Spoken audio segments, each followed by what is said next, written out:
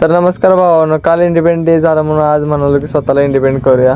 या उद्देशाने मी निघालो कामावर, कारण की आपलं कॉलेज चालू नाही अजून. कामावर गेल्या पहिले भाताचं पातेल उचललं आणि गॅसवर ठेवलं आणि पाणी चालू केलं आणि पाणी बरंच सर म्हणालो की डाळीची तयारी करूया म्हणून भांडं उचललं आणि त्यात लसूण घातलं आणि गार गार गार फिरवलं, ताटात पण ओतून घेतलं. आपलं भुगण्यातलं पाणी उकळत होतं म्हणून मी राईस आणायला गेलो. राईसचा जागा काढला तर पप्पाचा म्हणला ब्लॉग. मी म्हणाल तेवढा माझ्याकडे वेळ नाही, कारण मला डाळ लावायची. 7-7 वाट्या डाळ लावून घेतली. गोब्याचं काय तिसरंच चालू होतं आणि ह्याचं बघा,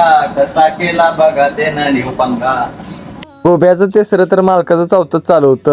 पाण्याला उकीच चांगलीच फुटलेली म्हणून त्यात राईस ओतून घेतला. राईस काय आपला ऑलमोस्ट झाला म्हणून त्याला दम पण मारून घेतला. दम मारस तर राईस आपला झाला. मग म्हणून डाळीला फोडणी मारूया. गरम तेलात पहिले लसूण टाकलं, मिरच्या टाकल्या, जिरं मोहरी टाकली, टोमॅटो टाकलं. मग आपल्या भाजीची तयारी. कांदा टाकला, टोमॅटो टाकलं, मिक्स करून घेतलं, आलं पेस्ट, चटणी टाकली. आज आमची रेसिपी होती मूग आणि डाळ. तुम्हाला उद्या रेसिपी बघायची असेल तर चॅनलला लाईक करा, शेअर करा, सबस्क्राईब करा.